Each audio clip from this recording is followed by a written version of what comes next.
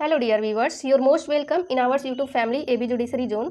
इस वीडियो में हम लोग यूपी पीसीएसजी 2018 के प्रीलिम्स के लॉ पेपर के क्वेश्चन को सॉल्व करेंगे। मेरा प्रयास है कि मैं सभी प्रीवियस ईयर के क्वेश्चन को सॉल्व कराऊंगी, तो आप लोग जुड़ सकते हैं इस चैनल के साथ और सभी वीडियो को प्लेलिस्ट से देख सकते हैं। मैंने पहले भी कुछ PYQ क्वेश्चन को सॉल्व करा दिया है, आप लोग प्लेलिस्ट से उसको भी देख सकते हैं। आइए स्टार्ट करते हैं क्वेश्चन को, पढ़ लेते हैं। First question, which of the following is not correctly match? निम्न में से कौन सही सुमेलित नहीं है?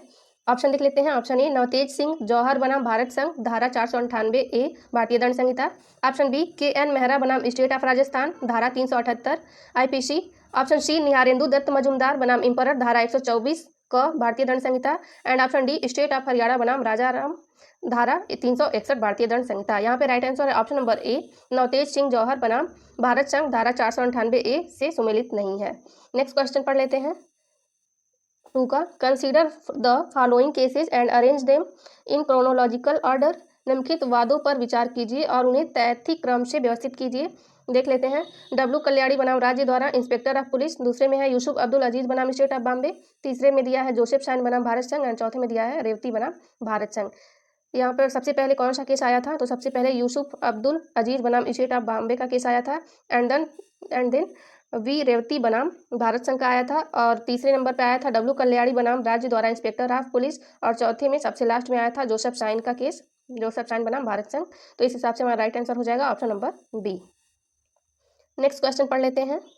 इन which of the following case the supreme court has remark that husband is not the master of his wife? निम्न में से किस वाद में सर्वोच्च न्यायालय ने टिप्पणी की है कि पति अपने पत्नी का स्वामी नहीं है? ऑप्शन पढ़ लेते हैं। ऑप्शन ए, जोसेफ शाइन बनाम भारत संघ। ऑप्शन बी, सरला मुदगल प्रेसिडेंट कल्याणी बनाम भारत संघ, और सी में दे रखा है लिली थॉमस बनाम भारत संघ। And option D, Kailash Singh बनाम प्रीति प्रतिहार। यहाँ पे राइट आंसर है ऑप्शन नंबर ए, जोसेफ शाइन बनाम भारत संघ।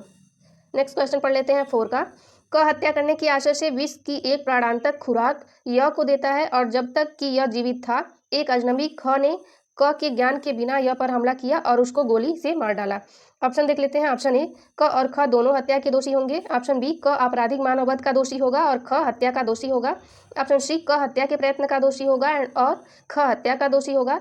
एंड ऑप्शन डी, क हत्या करने के लिए उकसाने का दोषी होगा और ख हत्या का दोषी होगा। यहाँ पे राइट आंसर है ऑप्शन नंबर सी, क हत्या के प्रयत्न का दोषी होगा और ख हत्या का दोषी होगा। नेक्स्ट क्वेश्चन पढ़ लेते हैं 5 का, एक पुलिस अधिकारी ज को यह संस्वीकृति करने के लिए कि उसने अपराध किया है उत्प्रेरित करने के लिए यातना देता है। किस धारा के अंतर्गत अपराध का दोषी है?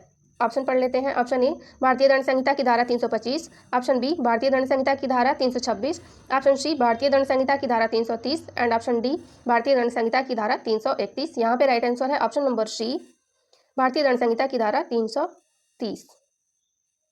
नेक्स्ट क्वेश्चन देख लेते हैं 6 का, A who was interested by B with certain blocks for printing a catalogue prints catalogue of rivals from with the same block A is guilty of.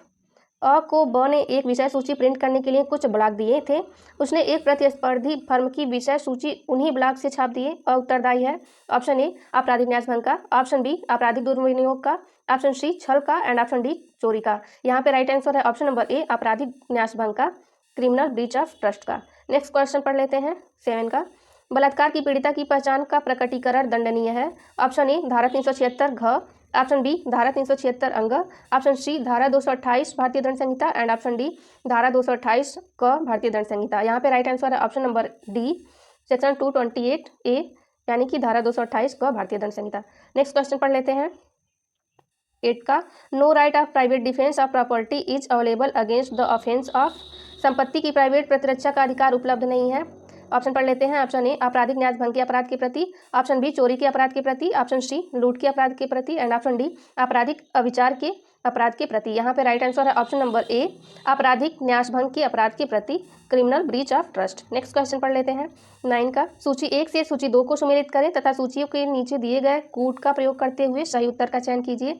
Match कर लेते हैं। संपत्ति का परिधान ये किस में होता है? ये उद्यापन में होता है, जबरदस्ती। संपत्ति का लेना ये हो जाता है चोरी में, और संपत्ति का न्यस्त हो जाना इसका हो जाएगा आपराधिक न्यास भंग। एंड निर्दोष तरीके से प्राप्त संपत्ति को संपरिवर्तित करके अपने स्वयं के प्रयोग में लाना इसका क्या हो जाएगा? इसका हो जाएगा आपराधिक दुर्विनियोग। तो इस हिसाब से हमारा राइट आंसर हो जाएगा ऑप्शन नंबर ए। नेक्स्ट पढ़ लेते हैं दृश्य रतिकता भारतीय दंड संहिता की किस धारा में परिभाषित है?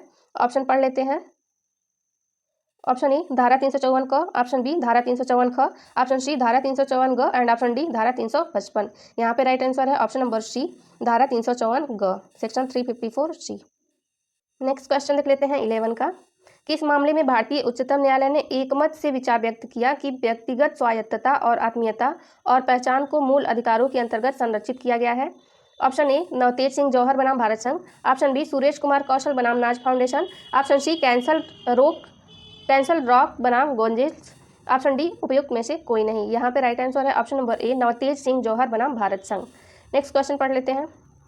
क्वेश्चन नंबर 12, 13, 14, 15, 16, 17 एंड 18 करेंट का क्वेश्चन है, तो इसको स्किप कर देते हैं। नेक्स्ट क्वेश्चन है 19, ये भी करेंट का क्वेश्चन है, तो इसको भी स्किप कर देते हैं। 20 को देख लेते हैं। Which of the following section of the code of civil procedure 1908 define jurisdiction. पढ़ लेते हैं। सिविल प्रक्रिया संहिता 1908 की निम्नलिखित कौन सी धारा अधिकारिकता को परिभाषित करती है? ऑप्शन ए धारा 209, ऑप्शन बी धारा 9, ऑप्शन सी धारा 15 एंड ऑप्शन डी परिभाषित नहीं है। यहाँ पे राइट आंसर हो जाएगा ऑप्शन डी परिभाषित नहीं है, नॉट डिफाइंड। नेक्स्ट क्वेश्चन पढ़ लेते हैं 21 का। कथन ए सिविल न्यायालय को सिविल प्रकृति के सभी वादों के विचारण की अधिकारिता होती है। कारण आर सिविल वाद का संज्ञान अभिव्यक्त रूप से वर्जित होना चाहिए। नीचे दिए गए कूट की सहायता से सही उत्तर चुनिए। पढ़ लेते हैं। ऑप्शन ए और आर दोनों सत्य है और आर ए का सही स्पष्टीकरण है। ऑप्शन बी ए और आर दोनों सत्य है और आर ए का सही स्पष्टीकरण नहीं है। ऑप्शन सी ए सत्य है लेकिन आर गलत है। ऑप्शन डी ए गलत है लेकिन आर सत्य है। यहाँ पे राइट आंसर है ऑप्शन नंबर सी ए सत्य है लेकिन आर गलत है। A is true but R is false. Next पढ़ लेते हैं 22 का। सूत्र इन्वाइटो बेनिफिशियम नॉन डाटूर विधि किसी व्यक्ति को कोई अधिकार या फायदा उसकी इच्छा के विरुद्ध प्रदान नहीं करती है। सिविल प्रक्रिया संहिता 1908 के किस प्रावधान से संबंध रखता है? ऑप्शन पढ़ लेते हैं। ऑप्शन ए धारा 26, ऑप्शन बी आदेश 6 नियम 1, ऑप्शन सी धारा 148 क एंड ऑप्शन डी आदेश 23 नियम 1। यहाँ पे राइट आंसर है ऑप्शन नंबर डी आदेश 23 नियम 1 ऑर्डर 23 रूल 1। नेक्स्ट क्वेश्चन पढ़ लेते हैं 23 का। विच of the following is not correctly match. निम्नलिखित में से कौन सही सुमेलित नहीं है? ऑप्शन ए वाद का उपस्थापन धारा 26 आदेश 4 नियम 1, ऑप्शन बी अंतराविवाचीवाद धारा 88 आदेश 35 नियम 1, ऑप्शन सी मैत्रीपूर्णवाद धारा 90 आदेश 35, ऑप्शन डी सामयिक मुजराई आदेश 20 नियम 19 3।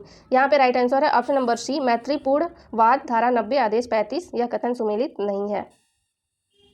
नेक्स्ट क्वेश्चन पढ़ लेते हैं 24। Which of the following statement is are correct. निम्नलिखित में से कौन सा कथन सही है? पहले में दे रखा है डिक्री पद के अंतर्गत अंतिम आदेश सम्मिलित है और दूसरे में है गणनीसी वह व्यक्ति है जो डिक्रीदार को ऋण का भुगतान करने या उसे किसी चल संपत्ति का परिधान करने के दायित्व के अधीन होता है। नीचे दिए गए कूट की सहायता से सही कथन चुनिए।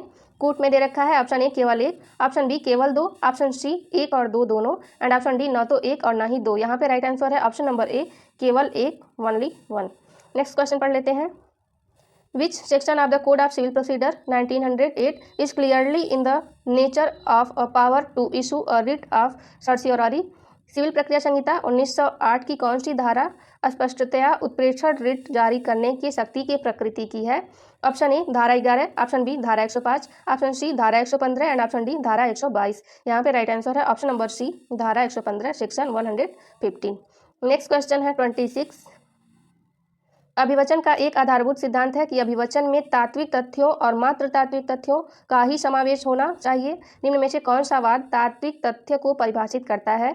ऑप्शन ए उद्धव सिंह बनाम Madhavrao Scindia, option B A R Antulay बनाम R S Nayak, option C state of Haryana बनाम state of Punjab and option D state of Uttar Pradesh बनाम नवाब हुसैन। यहाँ पे राइट आंसर है option number A Uddhav Singh बनाम माधवराव सिंधिया। नेक्स्ट क्वेश्चन पढ़ लेते हैं।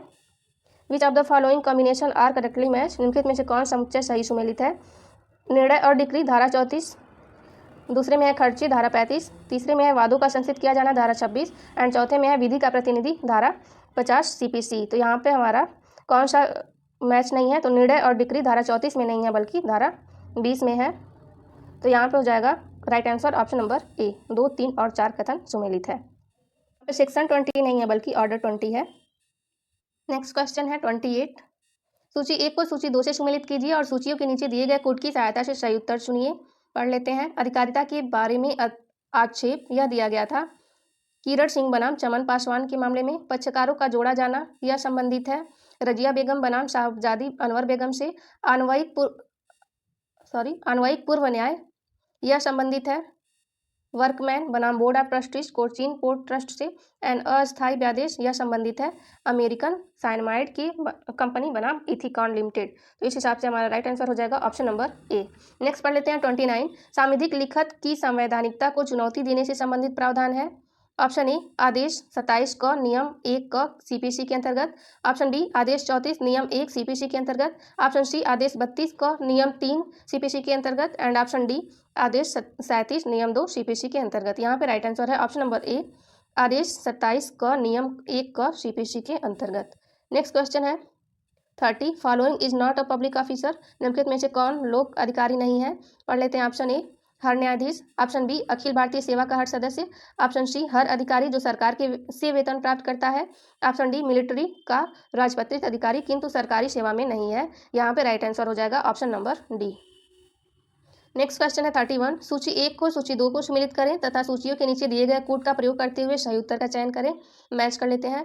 कैविएट दाखिल करने का अधिकार यह किस सेक्शन में दिया है। तो यह सीपीसी के सेक्शन 148A में दे रखा है। प्रत्यास्थापन दे रखा है 144 में। मैच कर लेते हैं। न्यायालय के अंतर्निहित शक्तियाँ ये दे रखा है सेक्शन 151 में। एंड दीवानी के प्रकृतिवाद ये दे रखा है सेक्शन 9 में। तो इस हिसाब से हमारा राइट आंसर हो जाएगा option number A. Next question है 32। A civil court can not issue commission in the following cases. निम्नलिखित मामलों में दीवानी न्यायालय कमीशन जारी नहीं कर सकता है। ऑप्शन देख लेते हैं। ऑप्शन ए किसी व्यक्ति की परीक्षा के लिए। ऑप्शन बी लेखाओं का परीक्षण करने के लिए। ऑप्शन सी विभाजन का निष्पादन करने के लिए। एंड ऑप्शन डी डिक्री के निष्पादन के लिए। यहाँ पे राइट आंसर है ऑप्शन नंबर डी डिक्री के निष्पादन के लिए दीवानी न्यायालय कमीशन जारी नहीं कर सकता। नेक्स्ट क्वेश्चन है 33। Which section of the CPC prohibit arrest of detention of women in the execution of और डिक्री ऑफ मनी। सिविल प्रक्रिया संहिता की कौन सी धारा धन की डिक्री निष्पादन में स्त्रियों की गिरफ्तारी या निरोध का निषेध करती है। ऑप्शन पढ़ लेते हैं। ऑप्शन ए धारा 55। ऑप्शन बी धारा 56। ऑप्शन सी धारा 59। एंड ऑप्शन डी धारा 60। यहाँ पे राइट आंसर है ऑप्शन नंबर बी धारा 56 सेक्शन 56। नेक्स्ट क्वेश्चन है 34। निम्नलिखित में से किस वाद में यह अभिनिर्धारित किया गया है कि अंतर्निहित शक्ति न्यायालय को प्रदत्त नहीं किया गया है। यह शक्ति न्यायालय में अंतर्निहित है। ऑप्शन ए रजनीबाई बनाम कमला देवी। ऑप्शन बी सत्यव्रत विश्वास बनाम Kalyan Kumar Kisku. Option C PC Jayrath बनाम अमृत जयरथ। ऑप्शन डी मनोहर लाल बनाम सेठ हीरालाल। यहाँ पे राइट आंसर है option number D Manohar Lal बनाम सेठ हीरालाल। नेक्स्ट क्वेश्चन पढ़ लेते हैं 35। सिविल प्रक्रिया संहिता 1908 के अंतर्गत निम्न किस आधार पर निर्णीत ऋणी के विरुद्ध गिरफ्तारी का वारंट न्यायालय द्वारा रद्द किया जा सकता है। ऑप्शन ए गंभीर बीमारी पर। ऑप्शन बी पुत्र के विवाह में उपस्थिति। ऑप्शन सी आम चुनाव में मतदान करने के लिए। ऑप्शन डी उपयुक्त में से कोई नहीं। यहाँ पे राइट आंसर हो जाएगा ऑप्शन नंबर ए गंभीर बीमारी पर सीरियस इलनेस। नेक्स्ट क्वेश्चन है 36। व्यवहार प्रक्रिया संहिता यानी कि सीपीसी की धारा 114 को किसके साथ पढ़ा जाना चाहिए। ऑप्शन ए आदेश 46 नियम 1। ऑप्शन बी आदेश 47 नियम 1। ऑप्शन सी आदेश 47 नियम 3। एंड ऑप्शन डी आदेश 41। यहाँ पे राइट आंसर है ऑप्शन नंबर बी आदेश 47 नियम 1 ऑर्डर 47 रूल 1। नेक्स्ट क्वेश्चन है 37। कथन ए करार जिसका उद्देश्य विधि विरुद्ध होता है शून्य है। कारण आर वैध संविदा अपेक्षा करती है कि पक्षकारों को विधिपूर्ण उद्देश्य के लिए संविदा करना चाहिए। नीचे दिए गए कोड की सहायता से सही उत्तर चुनिए। ऑप्शन ए और आर दोनों कथन सत्य हैं और आर ए का सही स्पष्टीकरण है। ऑप्शन बी ए और आर दोनों सत्य हैं और आर ए का सही स्पष्टीकरण नहीं है। ऑप्शन सी ए सत्य है किंतु आर गलत है। ऑप्शन डी ए गलत है किंतु आर सत्य है। यहाँ पे राइट आंसर है ऑप्शन नंबर ए और आर दोनों सत्य हैं और आर ए का सही स्पष्टीकरण है। नेक्स्ट क्वेश्चन है 38। सूची 1 को सूची 2 से सम्मिलित कीजिए और सूचियों के नीचे दिए गए कोड की सहायता से सही उत्तर चुनिए। मैच कर लेते हैं। दूसरे की इच्छा पर अधिशासन करना यह किससे संबंधित है। तो यह संबंधित है असम्यक असर से। वचनदाता की वांछा पर यह संबंधित है प्रतिफल से।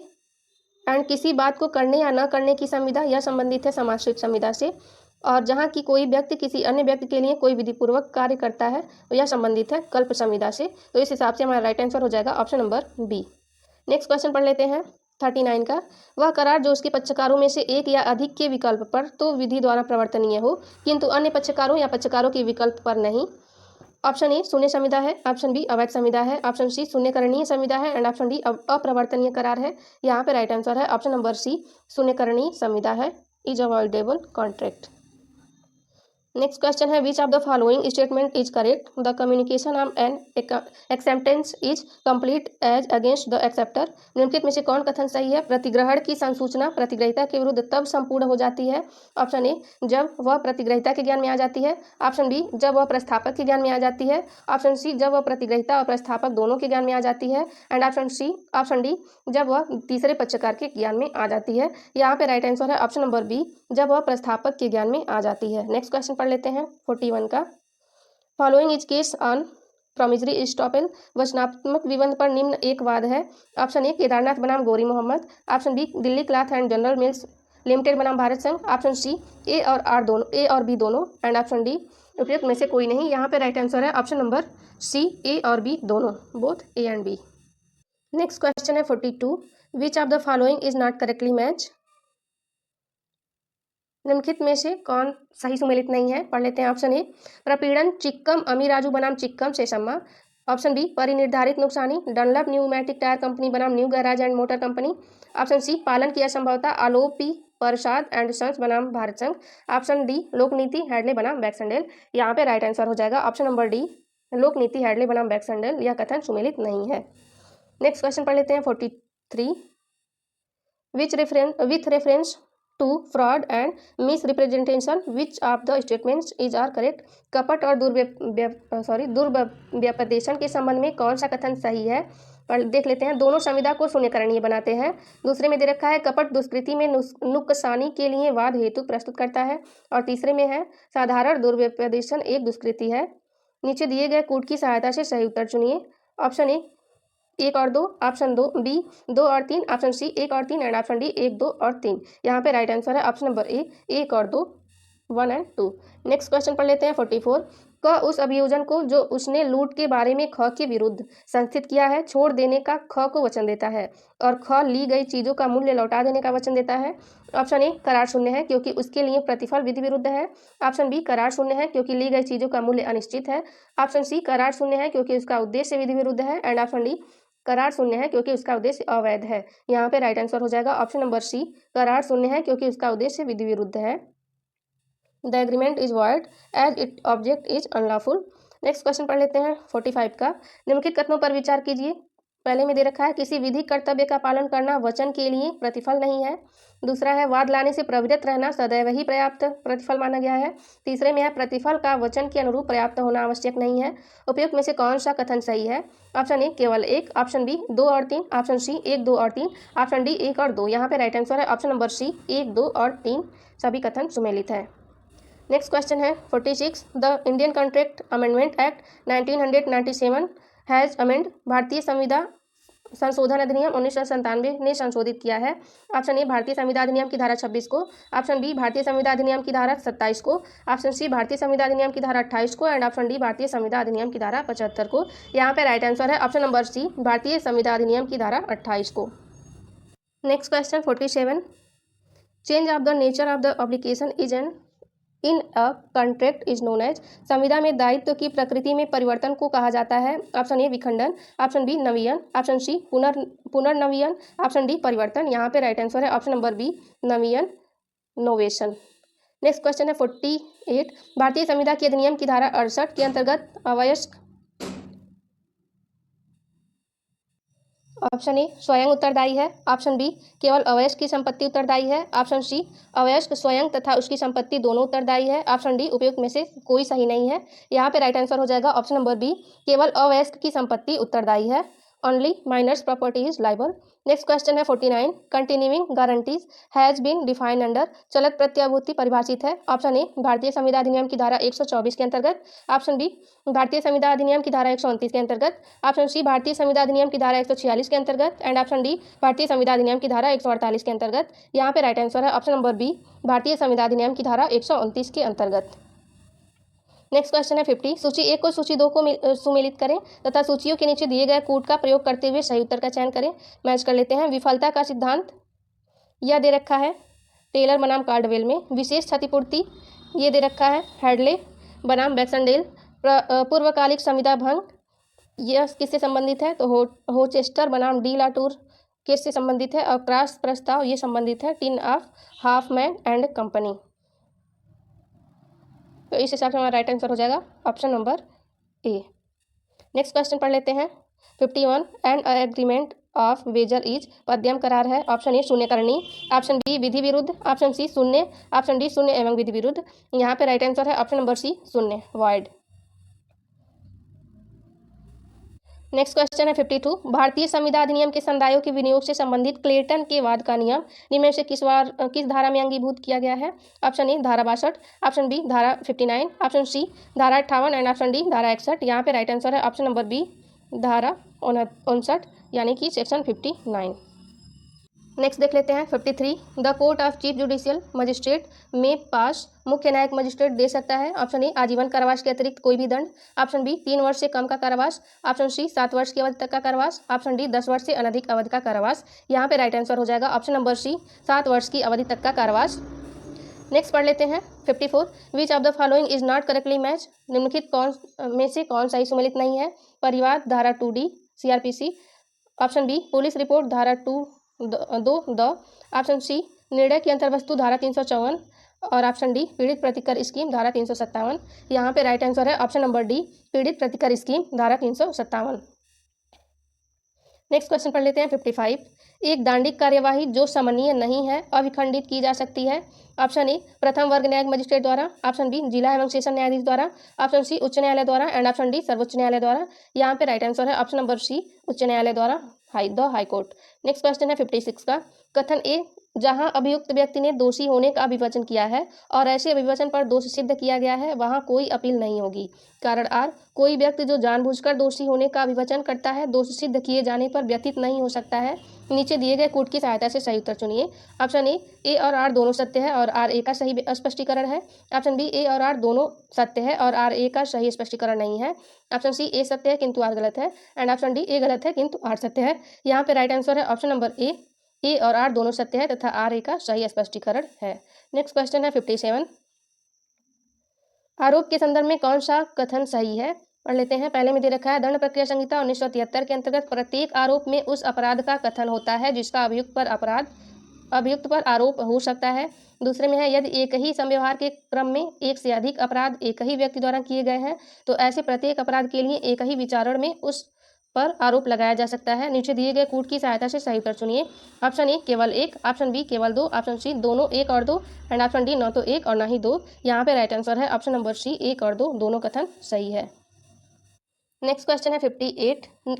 किसी चालू रहने वाले अपराध की दशा में नया परिसीमा काल प्रारंभ होता है। ऑप्शन ए अपराध की तारीख से, ऑप्शन बी जिस दिन प्रथम बार ऐसे अपराध की जानकारी किसी पुलिस अधिकारी को होती है, ऑप्शन सी जिस दिन प्रथम बार अपराधी की पहचान का पता अपराध द्वारा व्यथित व्यक्ति को होता है एंड ऑप्शन डी उस समय के प्रत्येक क्षण से जिसके दौरान अपराध चालू रहता है। इसका राइट आंसर है ऑप्शन नंबर डी उस समय के प्रत्येक क्षण से जिसके दौरान अपराध चालू रहता है। At every moment of time during which the offence continuous. Next है 59। सूची 1 को सूची 2 से सुमेलित कीजिए तथा सूचियों के नीचे दिए गए कूट की सहायता से सही उत्तर चुनिए। पढ़ लेते हैं। अग्रिम जमानत यह किस सेक्शन में दे रखा है? तो ये दे रखा है सेक्शन 438 में CRPC के।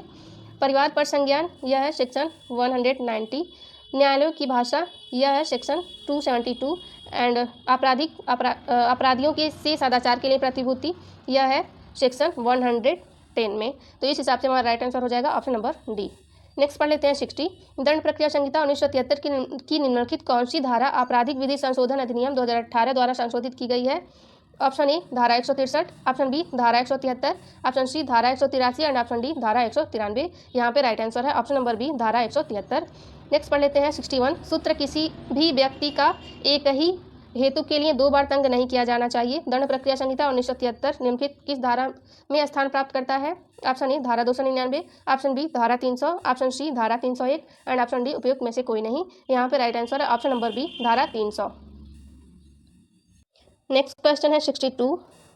जबकि भारतीय दंड संहिता की धारा 376 घ के अधीन पारित दंडादेश के विरुद्ध दंड प्रक्रिया संहिता 1973 की धारा 374 के अंतर्गत अपील दाखिल की गई है तो अपील का निपटारा होगा। ऑप्शन ए ऐसी अपील दाखिल करने की तारीख से 6 माह के भीतर, ऑप्शन बी ऐसी अपील दाखिल करने की तारीख से 3 माह के भीतर, ऑप्शन सी ऐसी अपील दाखिल करने की तारीख से 9 माह के भीतर एंड ऑप्शन डी युक्त अवधि के भीतर। यहाँ पे राइट आंसर है ऑप्शन नंबर ए ऐसी अपील दाखिल करने की तारीख से 6 माह के भीतर। नेक्स्ट क्वेश्चन है 63। विच provision of the CRPC resemble with is habeas corpus writ. दंड प्रक्रिया संहिता का कौन सा प्रावधान बंदी प्रत्यक्षीकरण रिट के सदृश है? ऑप्शन ए धारा 91, ऑप्शन बी धारा 93, ऑप्शन सी धारा 97 एंड ऑप्शन डी धारा 96। यहाँ पे राइट आंसर है ऑप्शन नंबर सी धारा 97। Next question 64। दंड प्रक्रिया संहिता 166 के अंतर्गत जब तलाशी भारत के बाहर होती है तो दंडिक न्यायालय जारी कर सकता है। ऑप्शन ए तलाशी वारंट, ऑप्शन बी अधियाचन पत्र, ऑप्शन सी अनुरोध पत्र एंड ऑप्शन डी लिखित आदेश। यहाँ पे राइट आंसर है ऑप्शन नंबर सी अनुरोध पत्र, letter of request. Next question है 66। गिरफ्तार व्यक्ति की डॉक्टरी जांच के लिए दंड प्रक्रिया संहिता की किस धारा में प्रावधान किया गया है? ऑप्शन ए धारा 53, ऑप्शन बी धारा 54, ऑप्शन सी धारा 55 एंड ऑप्शन डी धारा 64। यहाँ पे राइट आंसर है ऑप्शन नंबर बी धारा 54।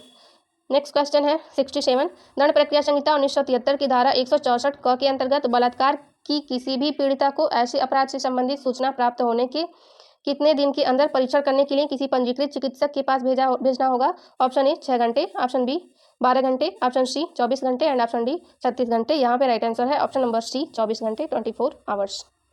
नेक्स्ट पढ़ लेते हैं 68। निम्नलिखित में से किस वाद में सुप्रीम कोर्ट ने निर्धारित किया कि समन के तामील होने की तिथि के 90 दिन के बाद भी लिखित कथन प्रस्तुत किया जा सकता है? ऑप्शन ए कैलाश बनाम ननकू, ऑप्शन बी हरिश्चंद्र वाजपेयी बनाम त्रिलोकी सिंह, ऑप्शन सी सलीम भाई बनाम महाराष्ट्र राज्य एंड ऑप्शन डी दरियाव बनाम उत्तर प्रदेश। यहाँ पे राइट आंसर है ऑप्शन नंबर ए कैलाश बनाम ननकू। नेक्स्ट क्वेश्चन है 69। दस्ती summon for service on the defendant can be given to be plaintiff under. प्रतिवादी पर दस्ती समन तामील करने के लिए वादी को दिया जा सकता है। ऑप्शन ए आदेश 5 नियम 9 क CPC के अंतर्गत, ऑप्शन बी आदेश 5 नियम 9 CPC के अंतर्गत, ऑप्शन सी आदेश 4 नियम 7 CPC के अंतर्गत एंड ऑप्शन डी आदेश 6 नियम 6 सिविल प्रक्रिया संहिता के अंतर्गत। यहाँ पे राइट आंसर है ऑप्शन नंबर ए आदेश 5 नियम 9 क CPC के अंतर्गत, order 5 rule 9 A CPC। Next question है 70। The case of Dudhnath Pandey versus state of UP is related to.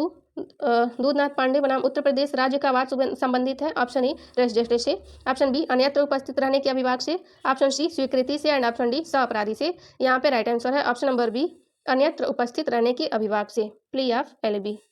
Next question 71। संविधान पर संविधान सभा के सदस्यों का अंतिम रूप से हस्ताक्षर हुआ। इसका राइट आंसर है ऑप्शन नंबर ए 24 जनवरी 1950 को। नेक्स्ट क्वेश्चन पढ़ लेते हैं 72। The short title of the constitution of India is mentioned under article. संविधान का संक्षिप्त नाम भारत का संविधान दिया गया है। ऑप्शन ए अनुच्छेद 1 के अंतर्गत, ऑप्शन बी अनुच्छेद 5 के अंतर्गत, ऑप्शन सी अनुच्छेद 393 के अंतर्गत एंड ऑप्शन डी अनुच्छेद 394 के अंतर्गत। यहाँ पे राइट आंसर है ऑप्शन नंबर सी अनुच्छेद 393 के अंतर्गत। नेक्स्ट क्वेश्चन है 73।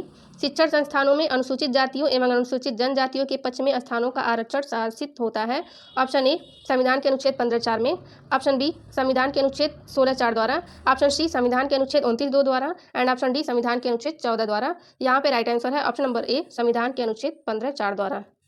नेक्स्ट क्वेश्चन है 74। निम्न में से किसके विषय में न्यायमूर्ति गजेंद्र गडकर ने कहा है कि यह हमारे देश में संविधान द्वारा प्रदत्त जीवन के प्रजातांत्रिक स्वरूप का आधार एवं आधार स्तंभ है?